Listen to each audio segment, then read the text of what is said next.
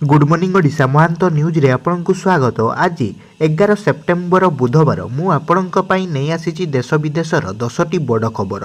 आपनकु अनुरोध वीडियो को संपूर्ण देखिबे ओ याकू लाइक करिया पई जम्मारू भूलिबे नाही। खबर नंबर 1 कनिष्ठ शिक्षक नियुक्ति रे चंचकता असेपा कार्यालय आगरे धारणा। कनिष्ठ शिक्षक नियुक्ति रे चंचकता अभियोग करी असेपा कार्यालय सम्मुख रे स्वतंत्र बीएड डिग्रीधारी माने धारणा देइछंती।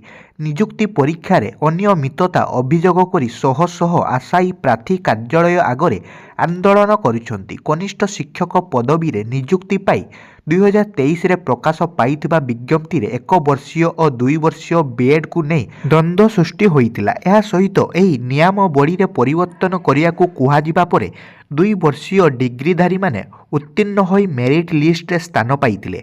हेले शेष मुहूर्त रे चक्रांत करी सेमानंकु एथिरु बाद दिया जाइतबा अभियोग करिबा सह तुरंत नियुक्ति दाबी रे सेमाने धारणा देइछंती। दायित्वहीनता को दोषारोप करी पुनः परीक्षा करिया को दाबी करिछंती परीक्षार्थी। खबर नंबर 2 41 हाथी को मारिछंती शिकारी। 10 वर्ष रे हाथी नेइछंती 1145 जीवन। गत 10 वर्ष रे हाथी नेइछंती 1145 जनक जीवन। 2013-14 रु 2023-24 भितर हाथी मनीष लड़ई रे 1145 लोकंक मृत्यु होइतिबा विधानसभा रे लिखित उत्तर रखिछंती जंगल और परिषद मंत्री गणेश राम सिंह खुंटिया। विधायक प्रशांत जगदेवଙ୍କ प्रश्नर उत्तर रखिछंती विभागीय मंत्री उत्तर रखिबा सह कहिछंती जे 41 हाथी को मारिछंती शिकारी। गत 10 वर्ष रे विभिन्न कारण पाई 719 हाथी प्राण हराइछंती। खबर नंबर 3 हरियाणा जम्मू काश्मीर निर्वाचन को नहीं एपरी कहिले राहुल। 3 दिनिया अमेरिका गस्तर अछंती राहुल गांधी। सेठारे से प्रधानमंत्री नरेंद्र मोदी बीजेपी एवं आरएसएस उपरे कड़ा आक्रमण करिसंती। यह व्यक्तित्व राहुल आगामी हरियाणा जम्मू काश्मीर रे हेबाकु थिबा निर्वाचन रे किए जितिबो से नहीं भविष्यवाणी मध्य करिसंती। अमेरिका रे राहुल गांधी कहिसंती जे हरियाणा एवं जम्मू काश्मीर विधानसभा निर्वाचन रे आमे बीजेपी विरोध रे निर्वाचन लड़िबू एवं जितिबू मध्य। यह आमर दृढ़ विश्वास अटे। विरोधी दल नेता राहुल गांधी आहुरी कहिसंती जे बीजेपी और आरएसएस आम अनुष्ठान रे अनेक क्षति पहुंचाइछंती। यार समाधान एते सहज न हेले मध्य आमे यार समाधान करिवु आउ एही 2टी स्थान रे आमे बीजेपी विरोध रे निर्वाचन लड़िबू एवं जितिबू। खबर नंबर 4 खंडगिरी रे प्रतिष्ठा हेबो खारबेलंक प्रतिमूर्ति। प्रसिद्ध खंडगिरी पहाड़ रे प्रतिष्ठा हेबो खारबेलंक प्रतिमूर्ति।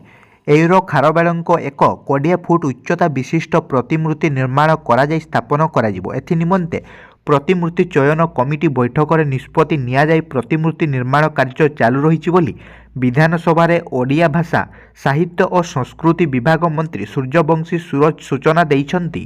खबर नंबर 5 केन्द्रापड़ा बर्ड फ्लू आतंक 5 फार्म मालिकंक रक्त नमूना पठागला। केन्द्रापड़ा जिला अंतर्गत डेराबिस ब्लॉक अंचल में बर्ड फ्लू रोकिया को प्रशासन सतर्कता मूलक पदक्षेप को जोरदार करिछि। कुकुड़ा मरा अभियान जारी रखिबा सह फार्म मालिकंक स्वास्थ्य परीक्षा को गुरुत्व दिया जाइछि। स्वास्थ्य विभाग पक्षरु 5 कुकुड़ा फार्म मालिकंक रक्त नमूना संग्रह करा जाई परीक्षा पाई भुवनेश्वर स्थित Indian council of medical research को पठा जाइछि। जेउ मानकटारे बर्ड फ्लूर सामान्य लक्षण प्रकाश पाइछि से मानक रक्त नमूना संग्रह करी पठा जाइछि।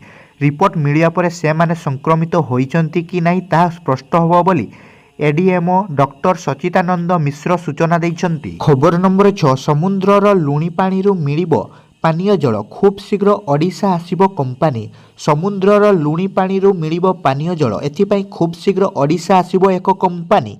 प्रारंभिक पर्यायर लुणी पानी को परीक्षा करा जिवो। एहा परे निष्पत्ति निया जिवो बोली विधानसभा रे सूचना देले पंचायती राज और पानीय जल मंत्री रवि नायक। खबर नंबर 7 आहुरी 2 दिन प्रबल वर्षा। 10 जिला को रेड अलर्ट जारी। राज्य रे प्रबल वर्षा लागी रहिछि जेउथिपाई अनेक जिल्ला रे बन्या परिस्थिति सृष्टि होइछि। आहुरी 2 दिन एपरी वर्षा लागी रहिबो बोली मध्य पाणीपाग विभाग पक्षरु सूचना जारी करा जाइछि। एथि सहित 10 जिला को रेड अलर्ट एवं 12 जिला को ऑरेंज अलर्ट जारी करा जाइछि। एहा सह मत्स्यजीवी को समुद्र मध्य को न जिबा पई परामर्श दिया जाइछि।